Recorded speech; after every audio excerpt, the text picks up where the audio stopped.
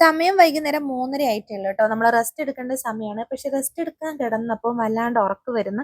അതാവുമ്പോൾ രാത്രി പണി കിട്ടും. അപ്പോൾ പിന്നെ എൻ്റെ പണിയൊക്കെ തീർത്ത് വെക്കാമെന്ന് വെച്ച് നേരെ അടുക്കളയിലേക്ക് ഇറങ്ങി. അപ്പോൾ വൈകുന്നേരത്തേക്ക് ലക്ഷം ചപ്പാത്തി ആക്കാമെന്ന് വിചാരിച്ചിട്ടുണ്ട്. ഈ ചപ്പാത്തി ചുടലും കുഴക്കലും ഒന്നും എന്നെ സംബന്ധിച്ചിട്ട് എനിക്ക് ഒട്ടും അറിഞ്ഞൂടാത്ത പണിയായിരുന്നു. ഇപ്പോൾ കുറച്ച് കുറച്ചൊക്കെ അറിയാം കേട്ടോ. വസുവിനെ ഗർഭിണിയായിരുന്ന സമയത്ത് ഷുഗർ വന്നപ്പോൾ പഠിച്ചതാണ്. ആ സമയത്ത് ഏത് നേരവും ചപ്പാത്തിയായിരുന്നു. അങ്ങനെ ചുട്ട് പഠിച്ചതാണ് ഞാൻ. അപ്പോൾ ഈ ചപ്പാത്തിന്റെ കൂടെ എനിക്ക് ഏറ്റവും കോമ്പിനേഷൻ ആയിട്ട് തോന്നിയിട്ടുള്ള കറി നമ്മുടെ ഗ്രീൻ പീസ് കറിയാണ്.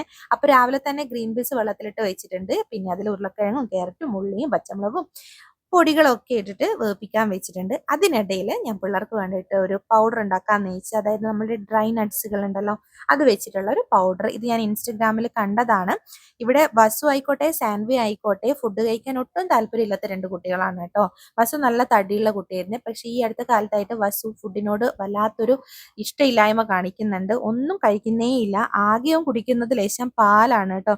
അപ്പോൾ അതിൽ കലക്കി കൊടുക്കാമെന്ന് വിചാരിച്ചിട്ട് ഞാൻ ആക്കുന്നതാണ്. ഇത് ഞാൻ ഇൻസ്റ്റയിൽ കണ്ടിട്ട് ചെയ്യുന്നതാണ് കേട്ടോ. ഞാൻ ഇതിന് മുമ്പൊന്നും ചെയ്തിട്ടില്ല. അങ്ങനെ ഞാൻ കുറച്ച് ഡ്രൈ നട്ട്സുകളൊക്കെ വാങ്ങിച്ചിട്ടുണ്ട്. ഇതൊക്കെ ചെറു തീയിലൊന്ന് ചൂടാക്കി നന്നായിട്ട് ആറിയ ശേഷം ഞാൻ മിക്സിയിലിട്ട് അടിച്ചു കേട്ടോ. ഇതൊരു പൗഡർ രൂപത്തിലാണ് കേട്ടോ വരുന്നത്. ഇത് ശരിക്കും കഴിച്ച് നോക്കുമ്പോൾ നമ്മളുടെ സെർലാക്ക് ഉണ്ടല്ലോ, ആ ഒരു ടേസ്റ്റ് ആണ് കേട്ടോ എനിക്ക് തോന്നിയത്. പക്ഷെ മധുരം ഇല്ലാന്ന് മാത്രം. മധുരം ഇട്ട് കഴിഞ്ഞാൽ കറക്റ്റ് സെർലാക്ക് പോലെയുണ്ട്.